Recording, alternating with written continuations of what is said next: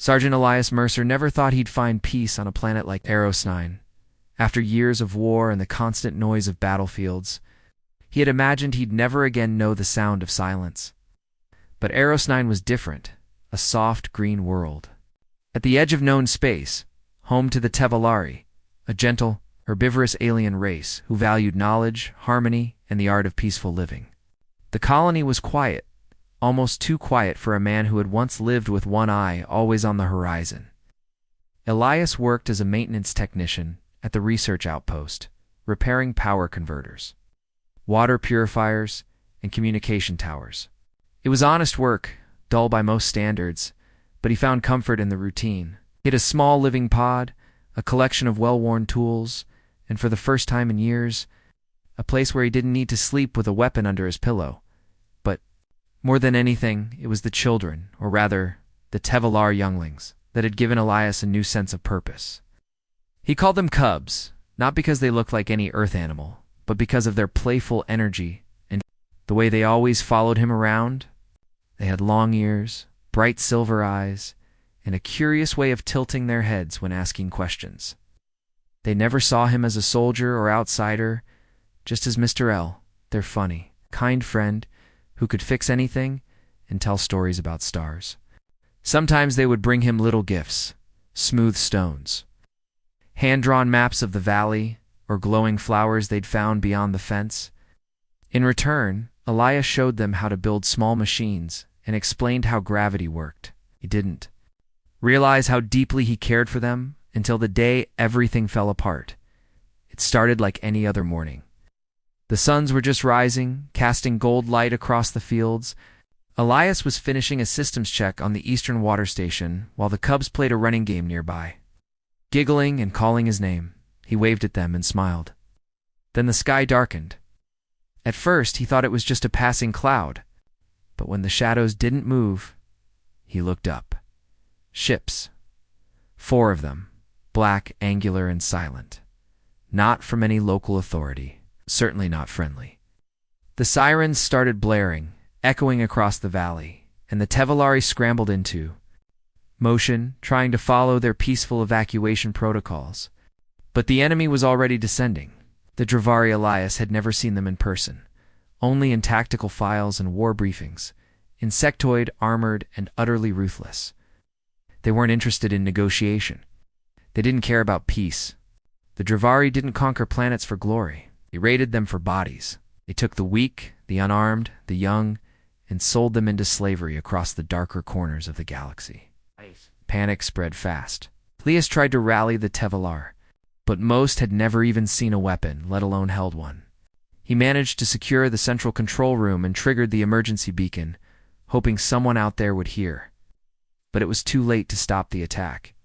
He found the Cubs near the South Garden, huddled together, eyes wide and full of fear. He rushed toward them, shouting for them to run, but before he could reach them, the sky opened again. A drop pod landed with a deafening hiss and 3 Dravari soldiers leaped out. Elias reached for his side, instinctively searching for a weapon that wasn't there. The Cubs screamed as the soldiers advanced. Elias sprinted, but something hit him from behind, knocking him off his feet. By the time he dragged himself up, the Dravari were gone, and so were the Cubs. The battle was over within an hour. The colony was left smoking, broken, and eerily quiet. Most of the adults had been left behind. The Dravari didn't want scientists or elders. They wanted those who could be shaped, taken, sold. Elias walked through the ruins, not sure where to go or what to do. Fires crackled in the distance. Ash drifted through the air like snow. His fingers trembled as he picked up something small and familiar, a carved pendant one of the Cubs had made for him. It was cracked, burned at the edges, but he recognized the pattern. She had given it to him just 2 days ago, smiling proudly. Now it was all that remained. For a long moment he stood there, staring at the charm in his hand, the war behind him and the wreckage before him. He'd sworn never to pick up a rifle again. He'd told himself the fighting was over, that the galaxy could spin without him. But now, something deeper than duty woke inside him. It wasn't the soldier in him that stirred.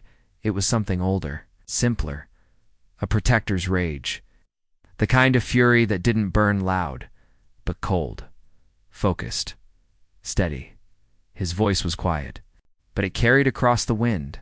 Shouldn't have touched the cubs. He looked toward the stars, not with sorrow, but with purpose. Somewhere out there they were waiting, and he was coming. Sergeant Elias Mercer stood in the shadow of the ruined landing pad, surrounded by the twisted metal remains of a Dravari assault craft. The air was thick with smoke and dust, but his mind was sharp and clear, trained to see opportunity where others saw only destruction. With steady hands, he began to sift through the wreckage, searching for anything useful. Elias was a man who knew how to survive, how to fix broken machines, and how to turn scrap into a weapon. He moved quickly, scavenging power cells, data, cores, and tools left behind in the enemy's rush to escape. The Dravari ships were not known for their advanced engineering. They favored brute force and intimidation, but that was exactly why Elias knew he could turn their technology against them. Using the small workshop in the colony's remains, he began reverse engineering a damaged fighter. Ow. It took hours of careful study, soldering, and jury rigging. Mixing Dravari components with Tyvalary technology, elegant, efficient systems that he barely understood, but learned to trust. The resulting ship was a patchwork of alien design and human grit, not fast or fancy, but durable and stealthy. Alone, Elias set off into the blackness of space, tracking the faint traces of the Dravari fleet's escape route. His instincts, sharpened from years in the military, guided him toward a cluster of derelict satellites emitting strange coded signals, signs of a hidden data relay. Decoding their transmissions revealed a chilling truth. The cubs were being sold on a lawless station known as Black Spire, a place infamous for trafficking in slaves, weapons, and secrets. Elias's jaw tightened. This was no longer just a rescue mission. It was a war on an empire of cruelty. As he plotted his course, the hum of his ship was suddenly interrupted by an incoming signal. On the view screen appeared the face of a bounty hunter named Kira Voss, a notorious figure whose reputation was as sharp as her blaster. Their encounter was sudden and brutal, a firefight across the void, where neither would give ground. Elias's ship was damaged, and for a moment defeat seemed certain. But instead of finishing him off, Kira hesitated when she saw the fierce determination in his eyes. Elias, sensing an opportunity, spared her life and offered a simple truth. He was not their enemy. Moved by something she could not explain, Kira agreed to help. Together, they repaired the ship and pooled their knowledge of the sector. The alliance was uneasy but necessary. Word began to spread throughout the underworld. A human was hunting the Dravari, striking from the shadows, and no one knew where he would strike next. Whispers called him dangerous, unpredictable, and above all, relentless. Elias used the galaxy's communication networks to send a bold holographic message directly to the Dravari commanders. His voice cold and steady. "Return the cubs, or I come for all of you." The transmission rippled through space, picked up by smugglers, traders, and spies alike. Some laughed it off, dismissing him as a desperate relic of an old war. Others went silent, their fear growing. Elias knew. The hunt had only just begun, but he had already made one thing clear. This human would not stop until justice was served. The sprawling silhouette of Black Spire loomed ahead, a monstrous hub of commerce and shadows twisting above a dead moon. Elias Mercer's patched-up ship slipped through the tangled web of docking bays and cargo freighters, its sensors humming softly as it scanned for patrol routes. Station was a fortress built on greed and fear, held tight by mercenaries whose loyalty was as shifting as the stars outside. Elias knew there was no room for subtlety here. The cubs he came to save were locked away somewhere deep inside, bound for a private auction where the galaxy's darkest bidders would decide their fate. He didn't have hours to waste. Slipping through a narrow maintenance hatch, Elias moved. Like a ghost, his heart pounding beneath the weight of a mission he could not fail. The station was alive with noise, distant voices in strange tongues. The clang of metal footsteps and the low buzz of energy shields. Every step brought him closer to the auction chamber, a vast hall where the cubs were held captive alongside other stolen innocents. Just as he found their cage, the alarms blared, red lights flooding the corridors. He'd been spotted. What began as a stealthy infiltration exploded into chaos. Gunfire echoed through the corridors as Elias darted between cover, firing back with makeshift weapons rigged from scavenged tech. The mercenaries were ruthless and well-trained. But Elias had something they lacked: a will forged by years of hardship and the desperation to save lives that mattered. Using quick thinking and knowledge of the station's systems, he triggered a series of sabotage protocols, shutting down weapons, turrets, and disabling the defense AI that kept the station secure. Sparks flew, and the power fluctuated, plunging parts of Black Spire into darkness. In the confusion, allies emerged from the shadows, including Kira Voss, the bounty hunter who had once tried to kill him, now fighting at his side with a cold efficiency born of respect. They worked together, moving through the labyrinthine station to reach the cubs. Elias's hands trembled as he unlocked the cages, gathering the frightened younglings close, their wide eyes full of hope and terror. But the cost was high. During their escape, a blast from a mercenary's weapon tore into Elias's side, burning deep beneath his armor. He gritted his teeth, refusing to slow down as the station began to erupt into flames and chaos. Smoke choked the corridors and alarms screamed a warning of total lockdown. But Elias carried the cubs through fire and ruin. Outside, as rescue, shuttles and mercenary reinforcements scrambled to contain the damage.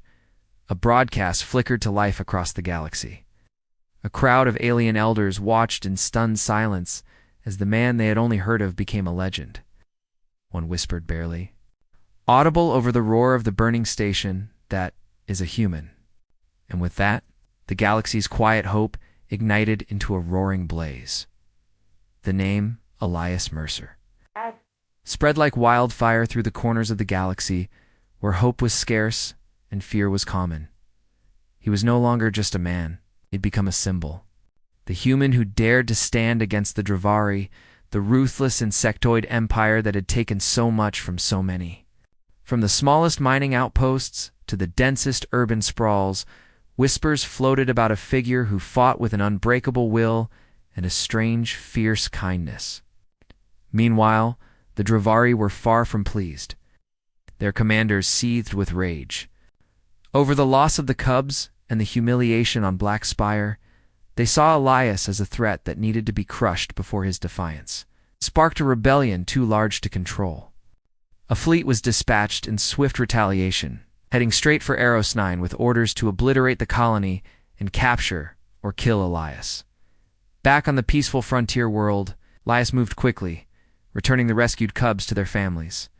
The Tevalari elders looked upon him not just as a savior, but as a guardian spirit sent to protect their fragile way of life. But the time for peace was over. Elias knew the Dravari would not hesitate to destroy everything he had come to cherish.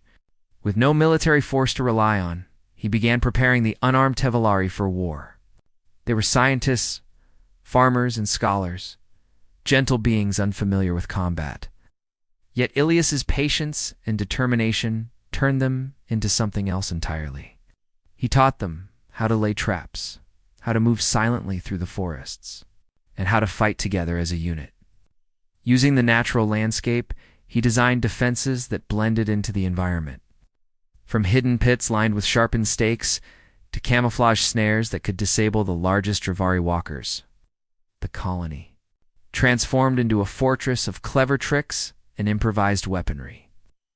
A place where every path could be a surprise and every shadow a danger.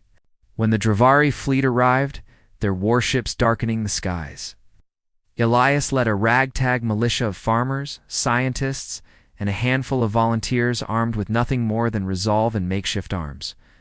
They faced a hardened Empire soldiers, trained killers with advanced weapons and years of conquest behind them. The battle that followed was fierce and desperate. The Dravari expected an easy victory, but the Tevalari fought with a spirit no one had seen before. They moved swiftly, striking and disappearing, making every attack costly, as one of the Dravari command ships fell into a cleverly prepared trap and exploded in a blinding fireball. The fleet commander, watching from the bridge, gasped in disbelief. "They fight like humans," he muttered, a rare tremor of fear in his voice. That moment changed everything. Across the galaxy? The story of Eros 9 spread, inspiring other oppressed worlds to stand up and resist. Elias Mercer's fury echoed far beyond the battlefield. It was a call to arms, a reminder that even the smallest flame could ignite a star. The galaxy was watching, and the age of submission was coming to an end. The battle for Eros 9 raged, like a storm, shaking the very foundations of the galaxy's quiet frontier. Against all odds, Elias Mercer stood at the heart of the fight, leading a coalition of Tevalari and other oppressed species who had answered his call to resist. The Dravari fleet, vast and relentless, bore down with all the fury of an empire. Used to easy victories, but the defenders were no longer the frightened scientists and farmers who had once cowered behind broken walls.